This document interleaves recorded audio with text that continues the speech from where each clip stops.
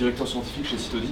Je parlerai très vite de ce qu'on fait et puis j'essaierai plutôt de rentrer dans le détail du sujet qui va nous intéresser ce soir, à savoir l'optimisation du dernier kilomètre et cette espèce de paradigme du chauffeur augmenté que je vais essayer de vous présenter, en tout cas la vision qu'on en a nous, et comment du coup on intègre toutes ces technos qui sont liées à la data science, comme Antoine l'a dit, sur le terrain, comment on fait que ça marche en pratique. Voilà, si ça vous va. Attention, si ça vous va pas, c'est pareil. Donc comme menu, voilà, je vais vite vous parler de ce que je fais. Je ferai un focus en fait sur un aspect des applications de la data science et de l'intelligence artificielle au sens large, qui est la prise de décision. Souvent, et ceux qui ont peut-être suivi le cursus ici, on voit beaucoup les technologies d'intelligence artificielle autour de comment on collecte de la donnée, comment on la rend interprétable, comment on tire des insights qu'à l'œil humain on ne pouvait pas voir, et donc on comprend des choses supplémentaires sur la donnée. Mais tout ça, ça reste inutile si ça ne nous aide pas à prendre de meilleures décisions.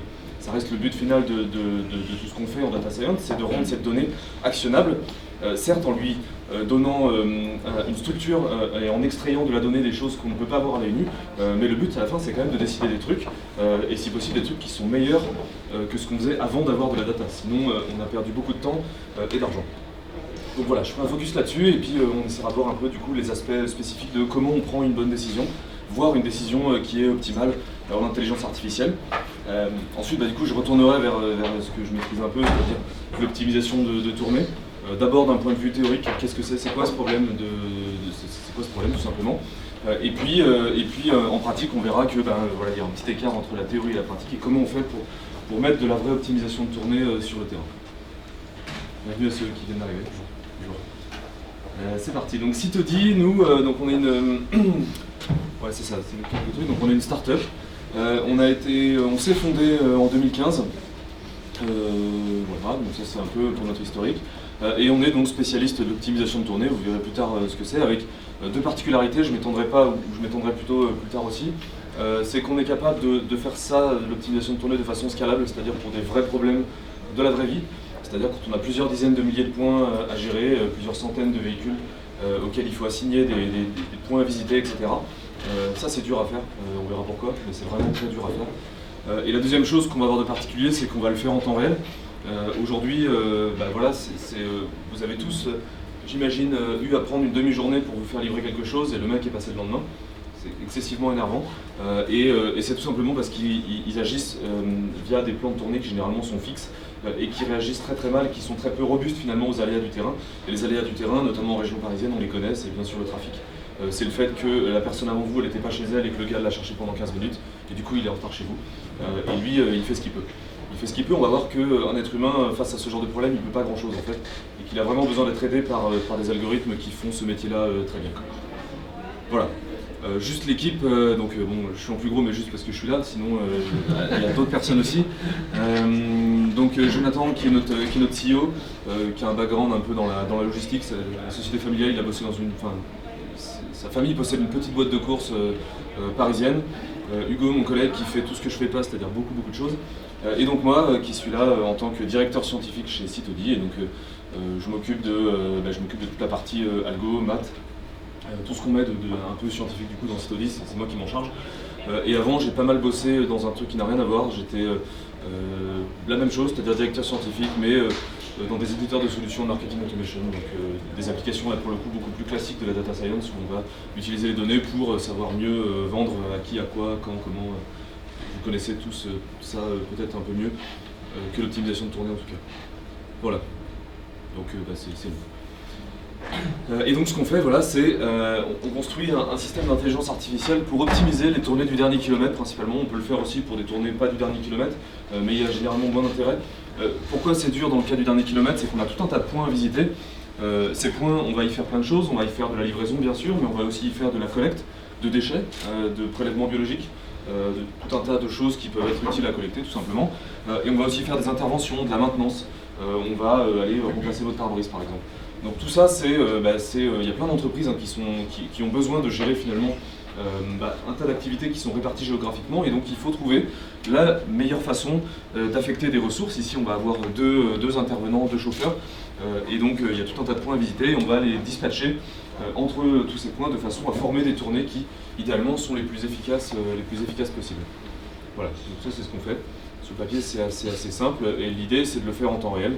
Le temps réel, ici, ça va permettre de dire que voilà, il faut absolument qu'on soit à l'heure chez cette personne.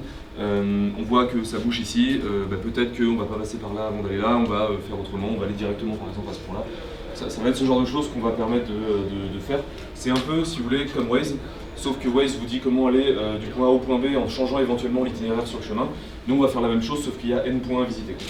Voilà. C'est clair pour tout le monde? N'hésitez pas à m'interrompre pendant la présentation si les trucs pas clairs. Ok, voilà, donc ça c'est ce qu'on fait chez Cytodi, je reviendrai plus tard. Maintenant on va faire un focus sur la décision en IA, en data science, etc. Comme je l'ai dit, c'est vraiment normalement l'aboutissement de tout processus où on commence à collecter de la donnée, on essaie de la structurer, on essaie de la cleaner, et c'est déjà un gros travail.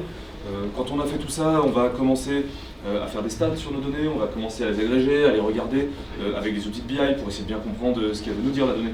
Et une fois qu'on a fait ça, le but, ça reste quand même toujours de prendre une décision qui, si possible, soit la meilleure possible. Et en fait, c'est un peu toute cette chaîne sur laquelle l'IA va nous aider à faire des choses. Alors j'insiste sur le verbe, hein, elle va nous aider à le faire. Souvent, par abus de langage, on va dire que l'IA, elle va comprendre des trucs, elle va reconnaître des trucs, elle va percevoir des choses, elle va décider à notre place. Elle fait rien de tout ça, l'intelligence artificielle, on est d'accord, elle fait qu'exécuter les algorithmes. C'est nous qui allons finalement percevoir grâce à l'IA, c'est nous qui allons comprendre grâce à l'IA, et c'est nous qui allons éventuellement décider grâce à l'IA. Cette distinction, elle est super importante parce que on a vite...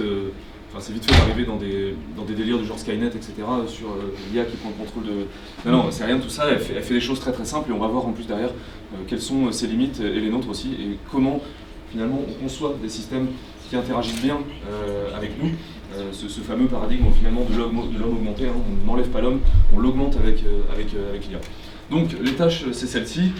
C'est très résumé, hein, c'est une vision simpliste, on pourrait détailler à plein d'endroits, mais globalement, donc, la perception, c'est tout simplement, comme vous, quand vous vous baladez dans la rue, vous avez besoin de percevoir que devant vous, il y a un obstacle pour pas vous le prendre. Donc du coup, il faut recevoir de la donnée via vos yeux, et donc vous allez interpréter ça pour comprendre la situation, etc. Donc pour percevoir, il faut capter des choses. Ça se fait grâce au big data. Maintenant, on est capable de collecter de la donnée de plein d'endroits différents, avec l'IoT, avec les objets connectés, etc. On peut vraiment agréger de la donnée de partout pour avoir une vue du contexte qui va être la plus complète possible. Ça, c'est super important si on veut déjà commencer à comprendre ce qui se passe. Comprendre, c'est la deuxième étape. Quand vous avez une donnée brute, vous ne comprenez pas grand-chose, mais vous avez finalement tous les signaux prêts pour interpréter les choses. C'est comme si vous voyez une image, mais que votre cerveau n'était absolument pas capable de comprendre que là il y a des gens, que là il y a une porte, que là il y a un sol, un PC, etc. pour reconstruire un contexte que je suis en train de donner une conférence chez Jeddah. Et donc on a besoin de niveaux d'abstraction qui vont prendre cette donnée, la synthétiser pour finalement en faire des objets que nous, humains, on va pouvoir manipuler.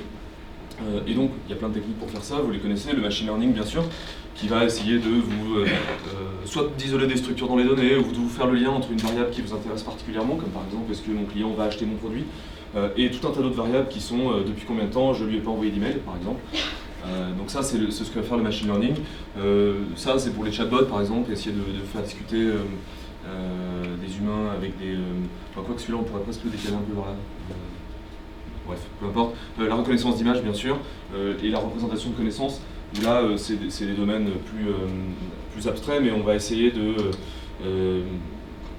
faire que la machine manipule en fait des concepts plutôt que des données directement. Et donc tout ça, ça sert, une fois qu'on a tout ça, finalement, on a une machine qui est capable de manipuler des concepts assez complexes, et finalement d'apercevoir, de comprendre, entre guillemets, des liens entre vos données. Et donc avec ça, normalement, vous avez déjà une meilleure compréhension de ce qui se passe.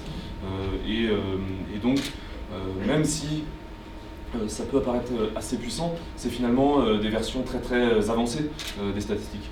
C'est des choses, des statistiques très complexes tout simplement. Mais une fois qu'on a fait ça, donc c'est pas pour ça que c'est forcément simple de décider. Et donc prendre une décision, parfois c'est évident, donc je sais pas, vous avez par exemple deux formats d'une même campagne email à envoyer à vos prospects, et donc vous avez un modèle qui vous dit tel prospect il a tant de chances de cliquer sur la campagne A, tant de chances de cliquer sur la campagne B, donc savoir quelle campagne vous envoyez à chaque prospect, c'est assez facile, il suffit de comparer les deux et vous envoyez celle qui a la meilleure chance d'être cliquée. Donc là la décision elle est immédiate. Mais des fois il y a des problèmes, même quand on a toute la donnée et qu'on a parfaitement compris tout ce qui va se passer en fonction de nos actions, etc., et ben ça reste compliqué de décider. Un exemple typique, où il n'y a en plus aucune incertitude, c'est les échecs. Les échecs, c'est un problème simple. Ce que vous pouvez faire avec les pièces, c'est relativement limité. Chaque pièce, elle peut faire, elle a des mouvements qui sont très limités. Et en face, vous savez que l'adversaire, il a des mouvements qui vont être lui aussi très limités. Il n'y a aucune incertitude, on ne joue pas au dé aux échecs. En face, vous avez, pour chaque coup que vous allez jouer, un ensemble des possibles en face, auquel vous-même vous allez répondre par un autre ensemble des possibles, etc. Et ce qui rend la chose difficile, c'est que le nombre de possibilités, le nombre de décisions possibles, il est exponentiellement grand. Et donc, même s'il n'y a aucune incertitude, il n'y a rien à comprendre, à part juste connaître les règles du jeu, et ben, ça devient difficile de comprendre. Et donc, il y a plein d'étapes comme ça où finalement ça devient assez difficile de gérer. Si je reprends mon exemple à des campagnes marketing où vous cherchez à générer du lead, eh bien c'est facile quand vous avez que 2 campagnes, mais quand vous avez 10 campagnes différentes, que vous pouvez en shooter 3 par semaine, que chaque personne elle a un taux d'acceptation à la pression marketing qui va être différent, que vous devez shooter absolument chaque campagne au moins 10 000 fois parce que vous avez les stocks à écouler, sauf sur la dernière où là il faut la shooter 50 000 fois, savoir comment vous allez allouer chacune des campagnes à chacun des individus sur la semaine, ça devient un problème qui est compliqué. Vous ne pouvez pas seulement le faire en comparant pour chaque individu quelle est la meilleure campagne à envoyer. Vous devez établir un planning d'envoi qui va être différencié selon chaque individu et ça c'est compliqué à faire. Et donc on a besoin de techniques qui sont spécifiques. Donc pour aider à la décision en IA, je vois 2 technos principales. L'apprentissage par renforcement qui a le vent en poupe en ce moment parce qu'il y a vraiment tout un tas d'applications très cool de ces technos qui permettent à des machines de très bien faire des choses qu'on pensait impossibles pour elles, comme par exemple gagner au jeu de Go. C'est un truc qu'on imaginait que ce serait l'humain qui resterait meilleur à ça pendant des années. Et pas si longtemps que ça, Google a réussi à battre le meilleur joueur du monde grâce à des techniques de ce style-là. Et la recherche opérationnelle, qui est en rouge parce que c'est de là que je viens, qu'est-ce qu'on fait particulièrement chez Cytodi, où là c'est vraiment la science de la décision. Je ne sais pas s'il y en a qui connaissent la recherche opérationnelle ici. De nom. Il y a une personne, c'est à peu près ce que j'ai à chaque fois, donc c'est bien. Donc ouais, c'est vraiment la science de la bonne décision, de la meilleure décision. On verra après un peu quels algos il y a derrière. Vous verrez que les algos qu'il y a derrière sont finalement à peu près les mêmes algos qu'on va retrouver en machine learning. Tous les problèmes de machine learning sont en fait des problèmes de recherche opérationnelle qu'on résout avec des algorithmes de recherche opérationnelle. Voilà. Qu'est-ce que je peux dire de plus là-dessus ? Bon, ben non, voilà, je passe là-dessus parce que j'ai pas d'autres idées. Donc sur la décision en particulier, on va essayer de faire un petit focus parce que autant sur tous les autres cas, c'est assez bien connu. J'ai essayé de faire une classification des décisions en fonction de la facilité qu'on a à les prendre quand on est un humain ou quand on est une machine. Et on voit que ça se recoupe pas parfaitement. Il y a des choses qui sont très simples pour nous, et on a tous l'exemple de reconnaître un chien sur une image. Pour nous, c'est évident, on ne se trompe jamais. Pour une machine, on n'y arrive que depuis quelques années, alors que ça paraît extrêmement simple à faire. Et à l'inverse, il y a des choses que nous, on a beaucoup de mal à faire et que pour les machines, c'est assez simple à faire. Donc, les choix faciles, c'est ce que je vous ai montré tout à l'heure, c'est-à-dire que vous avez quelques choix quantifiés entre quelques alternatives, donc c'est facile. Vous avez, vous voulez acheter 3 smartphones qui vous conviennent et vous voulez acheter le moins cher, c'est facile, vous prenez le moins cher. La décision, elle est évidente, il n'y a rien à faire. Pour une machine, c'est évidemment facile aussi, il n'y a pas de difficulté. Là où ça devient difficile pour nous, c'est quand on rentre dans certaines classes de problèmes. Alors bon, ça fait appel à quelques notions de complexité en informatique théorique, mais on sait classifier les problèmes, d'accord ? On sait dire que des problèmes sont plus durs que d'autres. Et on sait le dire sur la base globalement du nombre d'opérations qu'il va falloir pour résoudre ces problèmes. Et donc il y a des problèmes qui sont, on le sait, on l'a prouvé depuis pas mal de temps, qui seront à tout jamais impossibles à résoudre. Ça a été prouvé par Gödel notamment, mais bon, il y a pas mal de problèmes qui rentrent dans cette case-là. Et puis on a été capable d'établir en fait une hiérarchie dans les problèmes. Il y a des problèmes qui sont difficiles, d'autres qui sont faciles, au sens de l'algorithmie. Et d'ailleurs, il y a une question qui peut vous faire gagner $1 million si ça veut dire si une certaine classe de problèmes difficiles est en fait la même classe que certains problèmes faciles. Donc, avis aux amateurs, il y a $1 million à gagner. Voilà. Ça fait pas mal de temps que certains s'arrachent les cheveux dessus. Mais globalement, ça va être des problèmes du style trouver le plus court chemin entre 2 points. Ça, c'est un problème polynomial, facile du point de vue de l'algorithmie. Mais pour nous, quand vous regardez une carte, c'est pas si évident que ça. C'est pas impossible, mais on va galérer un peu. Et s'il y a vraiment beaucoup d'alternatives, on risque de se prendre la tête pas mal de temps sur notre carte avant de trouver le plus court chemin. Pour un algorithme, c'est assez simple à faire. Et puis tout ce qui est les calculs à usage quotidien, aujourd'hui, on oublie, mais si on devait faire tous nos comptes de tête avec papier-crayon, même sans papier-crayon, sans outils, juste de tête, on a beaucoup de mal. Pour une machine, c'est des choses qui sont extrêmement simples. Là où ça devient presque impossible pour nous, alors le presque ici, il a surprendre dans le sens où peut-être qu'un jour on y arrivera, peut-être qu'un jour, mais pour nous on est assez limité biologiquement, donc à mon avis on n'y arrivera pas de sitôt, mais on sait jamais, un génie peut toujours arriver, ou X-Men, j'en sais rien, quelqu'un qui serait pas humain finalement. C'est tout ce qui est en fait finalement des calculs sur des très grands ensembles de nombres. Quand vous devez multiplier des nombres voilà, qui ont 200 chiffres, vous n'arriverez jamais à tout garder en tête pour conserver toutes les retenues, les machins, vous n'y arriverez pas, c'est juste impossible. Et puis globalement, toute tâche calculatoire que vous appliquez à des grands ensembles de données, finalement, faire la moyenne dans votre tableau de données où vous avez 100 000 lignes, faire la moyenne de tête, c'est impossible, d'accord? Quasiment. Bon, voilà. Donc ça, pour nous, c'est impossible, alors que pour une machine, une boucle for et c'est fini. Ok. Là où ça commence à devenir difficile pour les machines et facile pour nous, c'est par exemple jouer à des jeux. On pourrait trouver d'autres exemples, mais c'est des trucs où les règles pour nous sont évidentes. On va tout de suite comprendre les tenants, les aboutissants stratégiques un peu profonds d'un jeu comme les échecs. On va comprendre qu'il ne suffit pas d'avancer ses pions, non, il y a quelque chose qui se joue derrière. Pour nous, ça, on va le capter immédiatement. Pour la machine, c'est extrêmement difficile, et donc il a vraiment fallu les dernières techniques type apprentissage par renforcement pour que la machine soit capable de comprendre un peu ce qu'il y a derrière et d'établir des stratégies, même si elle va même pas les penser comme ça, c'est juste qu'elle va avoir des espèces de réflexes automatisés très très performants à certaines situations. Et on sait même faire jouer à des jeux vidéo à des machines, donc Dota, Starcraft, pour ceux qui suivent, qui sont des jeux vraiment assez compliqués. Qui arrivent, où les machines arrivent à battre dans certains contextes simplifiés des équipes d'humains bien entraînées. Donc voilà, ça a l'air de rien, hein, mais pour nous c'est des choses qui sont extrêmement faciles, tout comme d'ailleurs reconnaître une image, j'aurais pu le mettre ici. C'est des trucs qui sont faciles et qu'on arrive à faire à des machines, et il faut voir que il ne faut pas comprendre que par le fait que par exemple les modèles de deep learning savent vous reconnaître qu'il y a un chien dans une image, que notre cerveau fonctionne comme un modèle de deep learning. Pas du tout. Nous, par exemple, quand vous allez voir un chien dans une image, vous ferez 0%. Jamais vous vous trompez. Jamais ça n'arrivera pas parce que c'est un chien et vous le reconnaîtrez immédiatement. Une machine, même le modèle le plus performant, le plus entraîné, entraîné par des milliers d'images qui auront été données au modèle par un être humain, qui aura d'abord dit que c'est un chien, d'accord? Faut voir que la machine ne comprend pas ça toute seule en plus. C'est notre intelligence qu'on met dans la machine. Elle pourra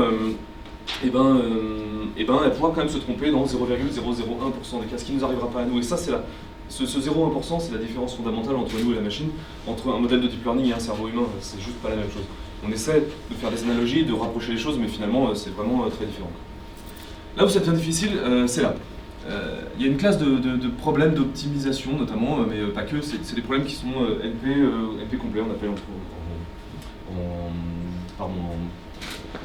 en complexité, ça va être par exemple trouver la tournée optimale. Ça, c'est un problème qui est NP difficile. Ça veut dire qu'il n'y a pas d'algorithme rapide pour faire ça. Et on verra pourquoi après. Voilà, ces problèmes, ils ont une structure mathématique profonde qui fait que c'est impossible de les résoudre simplement. Il y a tout un tas de problèmes encore plus compliqués que ça. Quand c'est encore petit, on peut arriver à se débrouiller, à faire des choses pas mal, tout comme la machine. Et puis, bien sûr, les tâches humaines qui nécessitent un haut degré de spécialisation. C'est difficile pour nous de savoir poser un diagnostic médical en face d'une radio. Il faut vraiment s'entraîner, il faut avoir un être humain qui aura fait ça pendant des années, avec une connaissance profonde de pourquoi, quand il y a une fêlure là, ça veut dire qu'il y a une fracture et que ça ne va pas se résorber facilement. Une machine, lui faire ça, c'est pareil, et ça demande énormément d'entraînement, et c'est d'une difficulté assez colossale, même s'il y a des startups qui se lancent notamment sur ces sujets, et qui vont sans doute y arriver. Voilà, ça c'est difficile pour nous, c'est difficile pour la machine, et ce qui est presque impossible, finalement pour nous, et qui est difficile toujours pour la machine, c'est les vrais problèmes d'optimisation de la vraie vie. Et donc là on va en voir avec l'optimisation de tournée de la vraie vie. Nous c'est impossible. Vous verrez que d'ailleurs les écarts par rapport à ce que les humains font en pratique, c'est assez colossal, et il y a des gains énormes en fait à aller chercher ici. Je ne m'étends pas parce que je reviendrai dessus. Et puis enfin il y a des trucs qui sont faciles pour nous et qui seront je dis presque impossible. Peut-être qu'un jour une machine arrivera à le faire, mais en tout cas c'est sans doute pas avec les techniques qu'on a aujourd'hui. C'est par exemple d'identifier des problèmes, de se poser les bonnes questions. Aujourd'hui, j'en sais rien, vous dirigez une entreprise de retail. Vous dirigez une entreprise de retail et donc vous avez des données, bien sûr. Vous comprenez que vous avez un certain taux de gens qui viennent chez vous qui ne reviennent jamais, donc vous avez des one-shotters, vous avez vous avez des problématiques de rétention, tout ça c'est des trucs qu'on peut faire des stats dessus. Puis vous allez dans votre magasin et vous vous rendez compte que non seulement les gens ne reviennent pas, mais quand ils partent, ils font grave la gueule en fait. Ils sont vénères. Et du coup, il s'agit de... Et ça, la machine, elle ne va pas vraiment détecter. Dans les données, ça ne se verra pas. Vous pouvez avoir les deux mêmes statistiques sur le nombre de one-shotters, le taux de retour en magasin, etc. Et avoir des expériences clients qui vont être radicalement différentes en magasin. Ça, il n'y a que vous qui pouvez le comprendre. La machine ne se posera jamais toute seule la question de savoir pourquoi les gens font ça, si vous ne lui posez pas cette question. Et donc du coup, cette capacité qu'on a, nous, à identifier des problèmes, à se poser des questions, même en dehors des données, même en dehors des choses qu'on nous met sous le nez, ça c'est vraiment notre aptitude particulière en tant qu'être humain, et qu'une machine est encore très très loin d'avoir.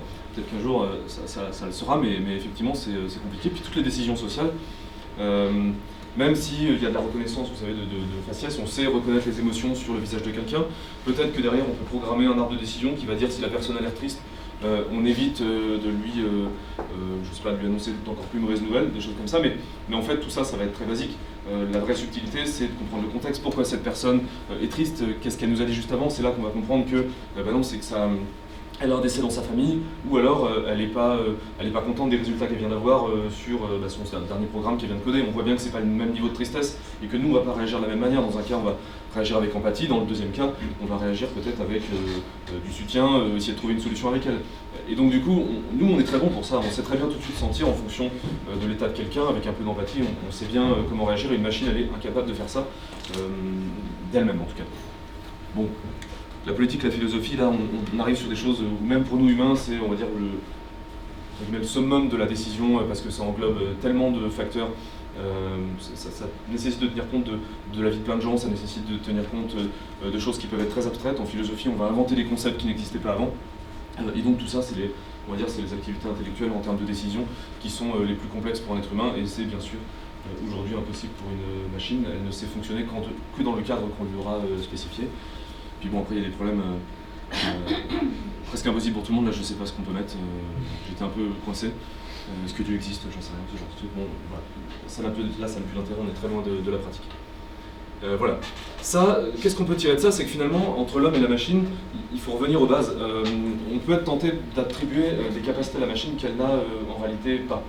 Et ça, c'est super important parce qu'en pratique, quand on veut faire de l'IA et la mettre sur le terrain et faire qu'elle rende des vrais services dans la vraie vie, il faut vraiment tracer la bonne ligne entre ce qu'on doit laisser aux êtres humains et ce qu'on doit laisser à la machine.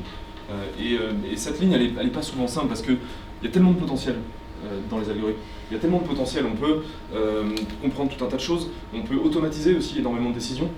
On parlait de marketing automation tout à l'heure avec des campagnes qu'on envoie ou pas à des gens. On pourrait tout automatiser, retirer l'humain du processus et être beaucoup plus rapide, beaucoup plus complexe, faire des choses qu'un humain seul ne pourrait pas suivre. Et donc retirer l'humain du processus, on pourrait le faire. Sauf que c'est pas forcément une bonne idée. Si on a fait ça, généralement, on est allé un peu trop loin dans ce qu'on donne à la machine. Donc nous, on est bon pour quoi? On est bon pour définir des stratégies, avoir ce qu'on appelle la big picture, pour voir les choses dans leur ensemble et comprendre que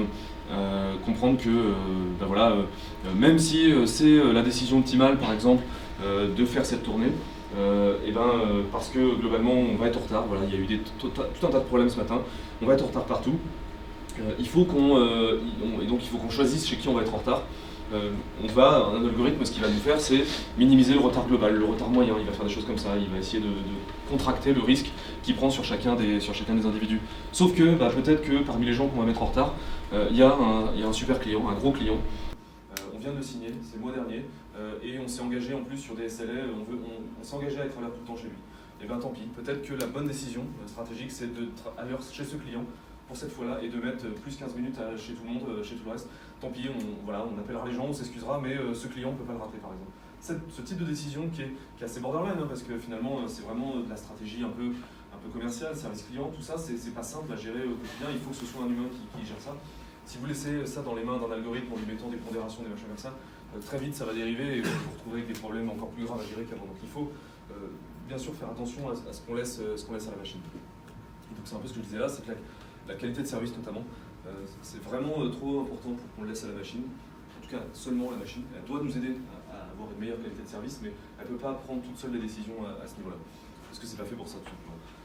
Et donc l'exemple c'est ça, c'est votre livreur il est 1 heure en retard, vous l'avez attendu, mais il arrive, il a un grand sourire, il s'excuse, platement, il est super sympa, il prend le temps de discuter avec vous pour vous expliquer pourquoi.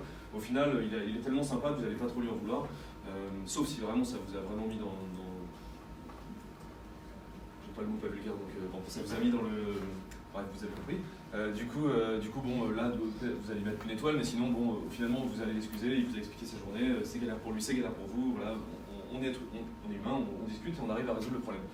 A l'inverse, si votre machine, elle vous construit des tournées où chaque livreur est à l'heure chez tout le monde, mais que les mecs sont odieux quand ils vous ouvrent la porte, ils vous lâchent le paquet dans les pattes et même pas bonjour, même pas au revoir, vous allez donner finalement une moins bonne note à ce livreur-là, qui était pourtant à l'heure, qu'à celui qui a été super sympa, même 1 heure en retard. Et donc voilà, c'est aussi des choses qu'il faut pas oublier. Quand on est dans les algos, on peut être parfois un peu dans le tour d'ivoire, donc il ne faut pas hésiter à aussi comprendre que à la fin, c'est les humains qui vont parler des humains, et ça permet de rattraper aussi beaucoup de choses. Donc ça c'est important pour trouver la bonne limite finalement entre ce qu'on fait faire aux hommes et aux machines. C'est aussi se dire qu'est-ce que les humains sont capables de rattraper dans la pratique. Ça sert à rien d'essayer de tout couvrir avec nos algos, il faut couvrir ce qui est important, et ce qui est important, c'est le calcul de gros trucs complexes très rapidement. C'est ça, les machines au final, ça ne fait que ça. Qu'elles le fassent de façon élaborée avec des modèles mathématiques très complexes en machine learning, en optimisation, etc. Ou pour des trucs basiques comme calculer une moyenne, finalement, il n'y a que ça qu'elles sont bonnes. Et c'est là-dessus qu'il faut les utiliser, c'est là qu'elles rendent des services. Ce qui est intéressant pour un commercial quand il va voir son client, c'est d'avoir tout de suite sur sa tablette un score qui lui dit lui il vaut mieux lui parler de tel type d'assurance, ou il vaut mieux essayer de lui proposer tel produit parce que vu son profil c'est ça qui va matcher. Une application simple, mais on n'envoie pas de mail automatiquement. Si le commercial, en discutant avec la personne, sent que c'est pas trop ça, il va changer son fusil d'épaule, et ça l'aide, juste ça l'aide, c'est un support, mais ça lui donne des infos qu'il n'a pas sinon. Mais après, il a son feeling humain qui va faire qu'il va prendre une décision différente. Pour l'optimisation de tournée, on verra comment on fait, mais il y a plein d'applications comme ça où finalement, s'il y a un homme au bout, il vaut mieux le supporter avec de l'information bien agrégée, intelligemment présentée, pour qu'il prenne de meilleures décisions. Ok. Bon, c'était sur la décision, est-ce que c'est clair bon, voilà. Ok, super, j'avance. Sur l'optimisation de tournée en théorie. Donc l'optimisation de tournée, c'est un problème de mathématiques qui est difficile. C'est presque impossible à résoudre pour nous et c'est vachement dur pour une machine. Pour une raison simple, c'est qu'en fait, ça tient vraiment à la structure combinatoire du problème. Il y a des problèmes de maths comme ça qui sont naturellement combinatoires, c'est-à-dire que le nombre de solutions, il est vite, très très grand. Là, si vous avez par exemple 10 points à visiter, dans Paris, et que vous devez trouver la meilleure façon de visiter ces 10 points. Vous avez une distance entre chacun des points, etc. Et le nombre de possibilités, il est voilà. Et en moins d'1 seconde, vous avez exploré toutes les solutions possibles. Vous avez construit toutes les tournées possibles, vous n'avez plus qu'à prendre la meilleure. Ça, c'est facile. Quand il y en a 15, il vous faut déjà 12 heures. Et quand vous en avez 20, il vous faut 2000 ans. C'est un peu compliqué, sachant qu'il suffit d'en avoir, je crois, 40 ou 60, non 60. Avec 60 points, il y a autant de tournées possibles que d'atomes dans tout l'univers. C'est-à-dire qu'il n'y a même pas un seul PC, un seul ordinateur, aussi efficace soit-il dans le stockage de la donnée, qui ne sera jamais capable de conserver toutes ces tournées. Sur 60 points. Dans la vraie vie, on a plusieurs milliers de points à visiter, plusieurs dizaines de milliers de points parfois. On a des centaines de chauffeurs qui vont chacun avoir des horaires de début et de fin de journée différents, des heures de pause aussi qui vont être variables. On a des centaines de chauffeurs qui vont chacun avoir des horaires de début et de fin de journée différents, des heures de pause aussi qui vont être variables. Certains en plus, ils veulent prendre une pause près de leur resto favori. Certains en plus, ils veulent commencer leur tournée pour aller prendre un café chez Robert qui est leur copain. Il y a plein de contraintes comme ça en plus qu'on va retrouver dans la vraie vie. On a des créneaux en plus à respecter sur chacun des points, ces fameux créneaux qui sont très durs à vérifier, et donc ça a l'air de rien, mais quand vous devez être entre 17h et 18h ici et que vous devez être entre 8h et 9h ici, c'est vachement pénible. Bon là en l'occurrence c'est pas le cas parce qu'on fait la tournée comme ça, mais quand vous avez des points proches qui ont des fenêtres de temps, des créneaux de rendez-vous qui sont très éloignés les uns des autres, c'est super compliqué d'arriver à faire une tournée qui va quand même être efficace et qui va tenir compte de tous ces aspects-là. Et puis quand on est en temps réel, et qu'il y a un chauffeur qui est sur le terrain et qu'il se passe quelque chose et qu'il a son application avec donc, la liste des points qu'il doit visiter, il faut faire ça en moins d'1 seconde. Donc c'est compliqué, c'est vraiment difficile à faire. Et ça, là on est vraiment sur des... Et encore, je ne mets pas toutes les contraintes parce que, par exemple, vous avez des choses quand vous faites du prélèvement médical à domicile, vous allez prélever donc, des échantillons de sang. Quand vous le faites chez des personnes âgées, ça ne prend pas le même temps de prélever une personne âgée que de prélever quelqu'un qui est en bonne santé. La personne âgée, on prend son temps, on n'y va pas comme des malades parce que c'est des gens auxquels il faut faire attention, c'est normal. En plus, certains sont à jeun, il faut faire le prélèvement à jeun, donc à jeun dès le matin, on passe pas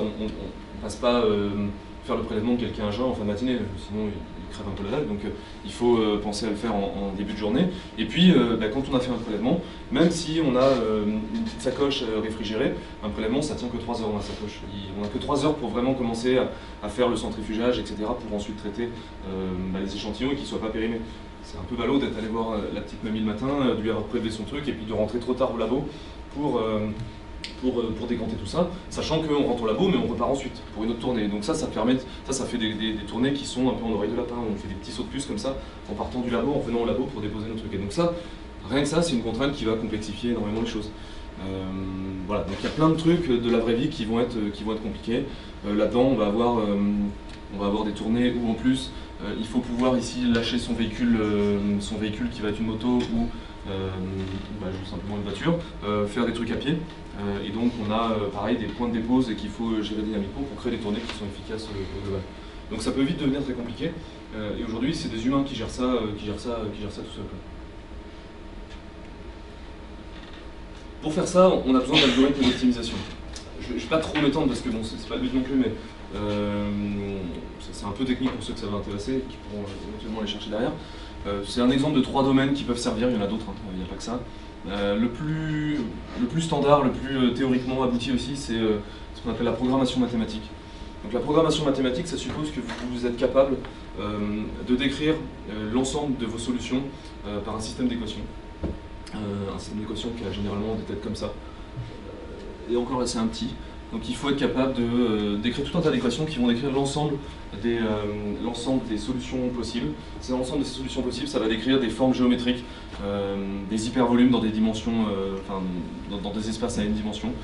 Et avec ça, il y a tout un tas de ponts qui se font entre cet aspect des mathématiques, la théorie des matroïdes, la théorie des graphes, qui permettent de définir qu'en fait, non seulement on sait comment trouver la solution optimale à un problème, et on sait prouver que c'est la solution optimale, même pour des problèmes qui peuvent être très très grands. Sans avoir eu besoin d'explorer toutes les solutions, on saura prouver, on aura vraiment la force de la preuve mathématique qui nous dira, ok, ça a tourné peut-être 1 heure sur un problème qui mettrait des milliards d'années, et en 1 heure on a trouvé une solution et on sait prouver qu'il n'y en a pas d'autre qui est meilleure que celle-ci dans tout cet ensemble de solutions qui est colossal. Voilà, bon, ça suppose juste de... C'est un peu limitant parce qu'en fait il faut pouvoir il faut pouvoir écrire en fait les équations sous des formes linéaires ou quadratiques à condition que l'ensemble soit convexe, conique, etc. Donc bref, on ne rentre pas dans le détail, mais c'est assez restreignant et en fait en pratique c'est des outils mathématiques qui sont très beaux, très purs d'un point de vue théorique, mais qui sont assez peu applicables en pratique. Ça trouve vite ses limites en termes de... parce que la taille des problèmes réels est souvent trop grande. Alors, il y a quelques problèmes pour lesquels ça se passe bien, mais généralement, en tout cas pour les problèmes de tournée, on ne peut pas utiliser ce genre de technique. Il y a ce qu'on appelle les métaheuristiques. Donc les métaheuristiques, c'est tout un tas d'algorithmes qui imitent un peu la nature, parce que la nature, elle fait beaucoup ça en fait. Elle optimise des processus naturellement. Notamment, il y a un processus d'optimisation naturelle qui est très connu qui s'appelle l'évolution. Et donc c'est ce qui fait que, on ne peut pas dire qu'on est la solution optimale de ce problème-là, mais on est un peu plus évolué qu'une amibe. Encore qu'une amibe, c'est vachement bien adapté à son milieu. Mais bon bref, l'idée c'est ça, c'est de s'inspirer de ces processus que la nature met en place pour optimiser les processus. Donc là par exemple, je vous donne un exemple d'un algorithme génétique qui est utilisé d'ailleurs pour faire de l'apprentissage en machine learning aussi. Donc ça vient pas de nulle part. Et l'idée c'est que on va construire des solutions qui vont se reproduire entre elles, vraiment, sauf la partie vraiment pratique, mais en gros on va coupler des solutions entre elles pour créer de nouvelles solutions. On va les sélectionner selon un processus de sélection naturelle par exemple, pour ne garder que les meilleurs. Bien sûr il va y avoir des mutations, ce qui nous permet de générer des caractéristiques qu'on n'avait pas avant dans nos solutions. Et puis on va laisser ce processus tourner pendant tout un tas de générations jusqu'à ce que ça génère des solutions plus performantes. Et ça marche vachement bien même. Ça permet de résoudre très très efficacement des problèmes d'optimisation qu'on a du mal à gérer avec ce genre de problème. D'autres métaheuristiques, on va avoir des algorithmes par exemple de colonies de fourmis. Les fourmis, quand elles explorent leur voisinage pour trouver de la nourriture, elles laissent des phéromones sur le chemin et donc du coup ces phéromones fait que les autres fourmis ensuite ont plus de chances de suivre ces chemins-là. Et plus un chemin est efficace, c'est-à-dire que la fourmi, si elle a trouvé de la bouffe, elle revient en sens inverse. Et donc du coup, plus le chemin est efficace, plus il va être emprunté et donc ça va orienter les fourmis finalement vers l'endroit où il y a le plus de nourriture. Donc c'est un processus d'optimisation naturelle, non concerté. Les fourmis entre elles se disent pas les gars on a une carte, on va là-bas. Non, c'est vraiment des traces de phéromones qu'elles vont suivre pour générer du coup un parcours optimal jusqu'à la nourriture. Il y en a d'autres plus exotiques. Il y a un truc qui s'appelle la recherche harmonique qui est assez sympa, qui imite la façon dont les jazzmen improvisent en jazz. Ils ont des, en fait, ils sortent de leur gamme pour essayer de générer des sonorités intéressantes, et en même temps, ils doivent toujours respecter une forme d'harmonie. Donc voilà, c'est ce qu'on va optimiser, cette espèce d'harmonie, en se permettant de sortir des sentiers battus. Bon, il y en a plein, c'est assez cool comme domaine, mais on perd quand on fait ça la belle preuve mathématique qu'on a quelque chose d'optimal. Par contre, ça permet généralement de gérer des vrais problèmes de la vie réelle. Et puis la théorie des graphes qui est pas mal utilisée aussi en data science, notamment quand vous devez identifier des cohortes de gens qui se ressemblent, qui sont très liés entre eux. Ça, par exemple, ça peut être un réseau social d'entreprise ou Facebook, et donc vous avez des gens qui discutent beaucoup entre eux, d'autres qui se connaissent pas trop, et donc à partir de là, vous pouvez identifier des gens qui bosseraient bien ensemble, si vous cherchez à organiser les bureaux, par exemple. Voilà. Et donc, théorie des graphes, ça sert à pas mal de choses. Il y en a d'autres, la programmation par contrainte, la programmation dynamique, il y a tout un tas d'algorithmes qui, sans qu'on le sache trop, sont vraiment à la base de pas mal d'algorithmes de machine learning. Quand vous lancez un SVM, par exemple, un support vecteur machine, ce que vous résolvez, c'est un problème qui est vraiment comme ça. C'est des équations derrière, c'est un truc comme ça, c'est un algo comme ça qui tourne derrière pour caler votre modèle de SVM sur vos données. Bon voilà, je rentre pas plus dans le détail, je pense que c'est largement suffisant. Est-ce que ça marche? Alors, ça marche bien, ça marche même très bien, surtout quand on est sur des problèmes de type très combinatoire. Quand c'est combinatoire, évidemment un humain, quand il y a autant de solutions possibles que d'atomes dans l'univers, j'ai dit tout à l'heure, il ne va pas toutes les essayer. C'est évident que quand on est en face d'une carte où on a des points à visiter, on ne va pas faire nord-sud, nord-sud, nord-sud tout le temps. On sait qu'il faut plutôt se balader de point en point en essayant d'avoir des distances qui vont être très proches les unes des autres, pour essayer de construire une tournée qui ne va pas être mal. Et donc même en se cassant un peu la tête, en ayant une connaissance intime, parfois expérimentée, quand on se compare à des planificateurs qui font de la planification dans Paris depuis 20 ans, donc ils connaissent le truc comme leur poche, on peut faire ça, 10 à 40% mieux que ça a l'air de rien, mais sur une tournée, par exemple, de livraison d'un livreur type Chronopost, ils font surtout en zone urbaine dense comme Paris, ils s'arrêtent à peu près 100 fois dans la journée, c'est un arrêt toutes les 2-3 minutes. Donc c'est extrêmement dense.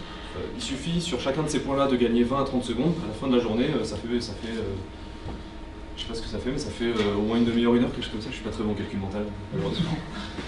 Mais ça fait beaucoup de temps de gagner. Et 30 minutes, une heure gagnée en fin de journée, c'est plus de points qu'on met dans la tournée. Et si on augmente la quantité de points qu'on fait dans chaque tournée de 10%, on réduit les véhicules qui roulent de 10%, on réduit les kilomètres parcourus de 10%, on réduit le CO2 émis de 10%, et 10% c'est généralement la borne inférieure de ce qu'on va être capable d'obtenir quand on fait de l'optimisation versus un être humain. Parce que nous, on va très très vite se manger le plafond de verre en fait, de cette espèce d'explosion combinatoire dont on fait des choses qui sont bien sûr intelligentes, qui sont pas mal, qui ont du sens, mais en fait, l'algorithme, lui, dans sa capacité qu'il va avoir à chercher des solutions meilleures, à aller grappiller pourcent par pourcent, vraiment la meilleure optimisation point par point, et il est capable de prendre jusqu'à 40%. 40% c'est le meilleur qu'on a obtenu chez un client qui fait justement du prélèvement médical à domicile. Et donc ils étaient super contents parce qu'ils avaient, c'est très dur à recruter des préleveurs qui sachent à la fois faire du prélèvement et faire de l'analyse en laboratoire, et donc tous ceux qui sortaient plus, du coup ils étaient dans les labos pour faire les analyses, ce qu'ils préfèrent faire d'ailleurs, donc du coup c'est plutôt bonne nouvelle pour eux. Et donc 40%, c'est des économies colossales. Il faut imaginer que sur des plus gros transporteurs, là on a fait tout récemment une expérimentation avec un gros transporteur qui fait 300 000 colis par jour en France. 300 000 colis par jour, on était entre 25 et 30% de gain. Ça fait qu'ils gagnent à peu près 2 euros, 2-3 euros par point, par colis. Donc x 300 000, x 365, x 5 septièmes parce que vous ne travaillez pas les week-ends, ça fait à peu près 40 millions d'euros économisés par an, quelque chose comme ça. Donc juste avec de l'optimisation de tournée. Il y a vraiment quelque chose à faire. Pour autant, ça c'est de la théorie, on est capable de construire des jolies tournées, mais en pratique, est-ce que ça marche vraiment? Parce que vous avez peut-être, vous, dans votre pratique de la data science, mis en place des choses, et puis quand vous allez le présenter à l'opérationnel, au mec qui connaît le métier, il vous dit généralement, bon, ça fait 10 ans que je fais ça, tu vas pas m'apprendre du jour au lendemain comment faire mon job. Et souvent il a raison. Les objections qu'il a, on n'y a pas pensé, et ça met tout notre modèle par terre, et finalement, on était super contents de nos résultats, mais ils ne sont que théoriques. Et donc, il y a un vrai défi quand on fait de la data science, de l'IA en général, c'est comment on transforme ces résultats qui, in silico, dans nos tests, sont super intéressants, 30, 40, 10, 40, 40%, c'est vachement bien. Comment on fait pour que ça s'implémente dans la vraie vie? Comment on fait pour que le client il ait son ROI au final? Et ça, c'est vraiment un truc super important. Et donc nous, voilà l'approche qu'on a eue, c'est pas forcément la bonne approche, peut-être qu'on pourrait nous contredire là-dessus, mais je vais essayer assez modestement de vous la présenter. D'abord, ce qui se passe dans la vraie vie d'un chauffeur, c'est ça. Là, il a son plan de tournée, donc mettons que la veille, on est tous les points qu'il avait à visiter, on avait voilà, c'est ça, des dizaines de milliers de points, des centaines de chauffeurs, et donc pour chaque chauffeur, on va établir un plan de tournée, c'est-à-dire une séquence de points à visiter, donc ABCDE, voilà, il sait il doit les faire dans cet ordre-là. C'est assez important l'ordre d'ailleurs, parce qu'il va charger son camion dans l'ordre inverse, et donc notamment quand on fait du temps réel, on ne peut pas non plus faire n'importe quoi, on ne peut pas lui dire de commencer vers la fin, parce que le colis de la fin, il est au fond du camion, donc ça joue, on peut pas... Enfin bon, il faut en tenir compte quoi. Mais voilà ce qui peut se passer dans la vraie vie, donc il sort, comme généralement les tournées démarrent le matin, les pics de trafic qui sont là, et la plus haute variabilité dans le trafic, elle est en plus le matin. Il y a des fois, un périph' ça peut se faire assez tranquillement dans la moyenne, et puis un jour, sans que vous sachiez pourquoi, vous allez prendre 3 fois le temps pour faire la même distance que d'habitude. Et donc là, il y a un pic inhabituel entre A et B. Du coup, le client sait qu'il vous attendait pour une certaine heure, il est parti faire autre chose, il est parti s'acheter des croissants, il est en vous insultant sans doute, et donc du coup, quand vous arrivez sur place, il n'est pas là, donc le chauffeur bien sûr il essaie de l'appeler, il essaie de le joindre, le mec dit bah non, je suis à côté, je suis à la boulangerie, je suis au croissant, donc bah, attendez, je reviens parce qu'il veut quand même son colis, donc le gars l'attend 5 minutes, etc. Ça, puis tout un tas de trucs qui peuvent se passer entre temps, et ben on est en retard au point E, et là pour le coup c'était super important d'être à l'heure parce que c'est l'entreprise qui doit recevoir, j'en sais rien, c'est... vous savez, les fruits, je ne sais pas s'il y en a qui commandent des fruits dans une livraison de panier de fruits le matin, bon voilà, et puis là tout le monde est arrivé, personne n'a ses fruits, c'est la crise, et on croit qu'il y a des coupes de budget, il va y avoir des licenciements, bref, c'est l'enfer juste parce qu'on est en retard, parce que voilà, on n'a pas été capable d'adapter notre plan de tournée au fur et à mesure. Et donc ce qu'il faut faire, c'est être capable de recalculer le plan de tournée en temps réel. On place le point E un peu avant quand on voit que ça cafouille ici, pour être sûr de le livrer, parce que celui-là, on a une contrainte dure. Et puis le client sait, bah tant pis, on est capable de l'appeler. Celui-là, on le prévient qu'on sera un peu en retard, par exemple. C'est pas forcément ça la meilleure décision, mais il faut pouvoir le faire. Il faut pouvoir le faire instantanément. Sans quoi le chauffeur, il est livré à lui-même, et la plupart du temps, le pauvre chauffeur que vous avez au téléphone et qui vous dit bah, je pourrais passer dans l'après-midi alors que vous aviez demandé expressément à être livré le matin, lui, il ne peut pas faire grand-chose en fait. S'il vient vous voir dès maintenant, en fait, il fait sa tournée complètement à l'envers et il fout en l'air peut-être 15 autres clients. Et donc, du coup, pour lui, c'est compliqué. Il a besoin d'être aidé dans cette réoptimisation en temps réel de sa tournée. Donc, du coup, nous, ce qu'on fait, c'est déjà ça. Il faut sortir du cadre classique de l'optimisation qui est d'avoir un problème avec des données en entrée, une solution en sortie, et ensuite, vogue la galère, on envoie la solution au système qui se débrouille avec ça. Nous, ce qu'on fait, c'est que finalement, l'optimisation, on ne l'arrête jamais. On continue sans cesse d'optimiser. L'algorithme tourne tout le temps. Par contre, il peut être interrompu. Il peut être interrompu par, du coup, des événements. Il va être capable de répondre instantanément à chacun de ces événements, justement parce qu'il ne s'arrête jamais, en fait. Il est tout le temps en train de calculer. Et il y a tout un tas de choses qui peuvent se produire qui vont avoir un impact sur les données du problème qu'il est en train de traiter. Et donc, ça va être bien sûr les évolutions de trafic, on en a parlé. Voilà, on détecte en temps réel que ce matin, ça bouge beaucoup, et donc, du coup, on va tout de suite réoptimiser les choses.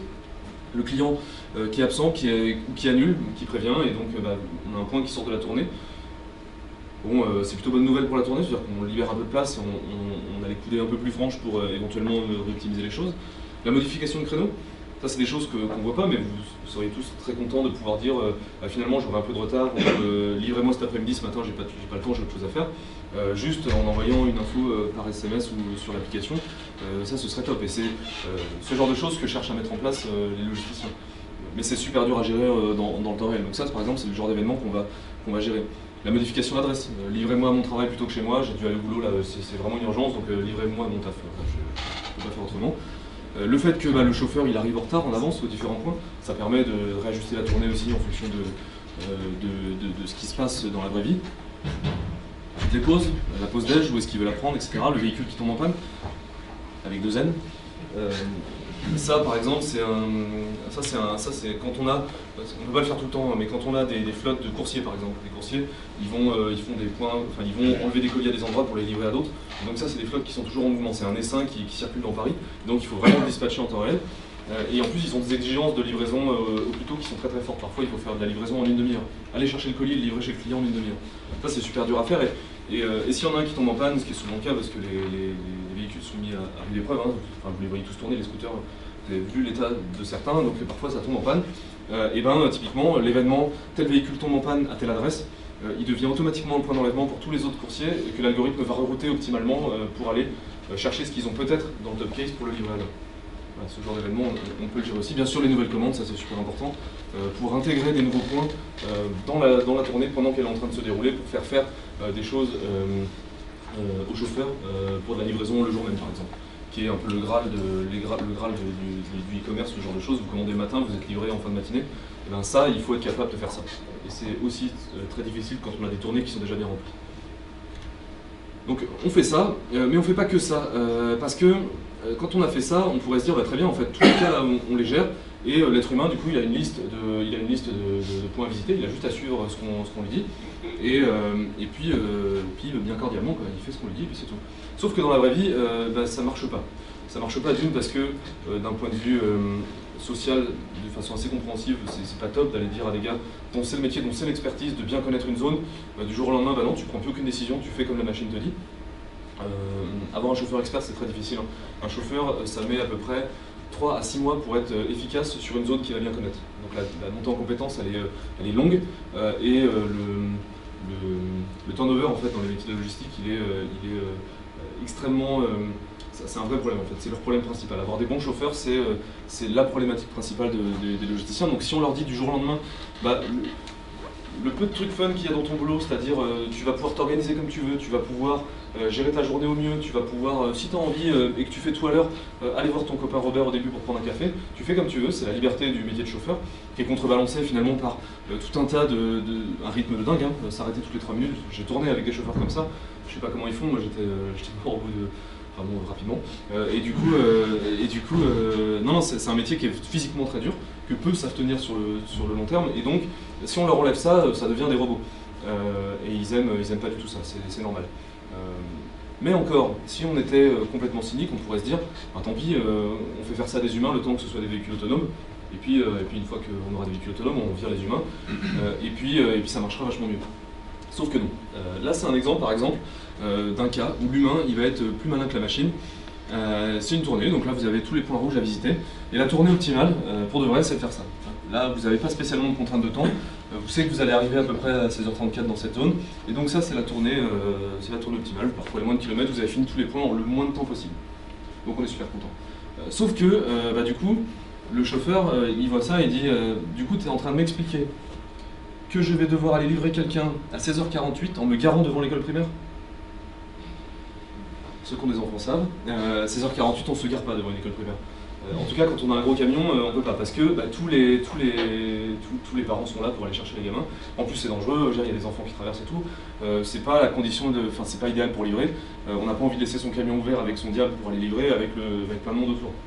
Donc le chauffeur il dit non, moi je fais pas ça, tant pis c'est pas optimal, mais ça je reviendrai le faire plus tard, je vais faire autre chose, ça va me faire un détour, ma tournée sera moins optimale certes au sens du KPI nombre de kilomètres parcourus, au sens du KPI durée de la tournée, au sens du KPI peut-être retard, peut-être qu'on va mettre quelqu'un en retard, mais en tout cas ça on peut pas le faire, ça on peut pas le livrer.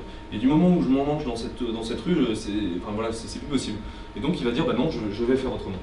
Et cet input là, vous pouvez me dire on peut très bien inclure dans le système, avoir une géolocalisation de toutes les écoles de France, et de mettre une règle en dur dans l'algo qui dit bah, tu ne fais pas de livraison en face d'une école à 16h48. Mais quid des hôpitaux? Quid de tous les autres cas qui vont dépendre vraiment de la géographie de chaque zone dans laquelle vous allez envoyer vos chauffeurs? Il y a toujours un cas auquel vous n'aurez pas pensé. Et puis surtout le coût de collecte de cette data, le coût de mise en place de règles qui vont être capables de gérer tous les cas de la vraie vie. Le coût pour ceux qui ont fait de la data science savent que c'est colossal, vous allez passer un temps fou juste à gérer des cas simples, alors que l'intelligence, elle est déjà dans le système, c'est le chauffeur qui l'a.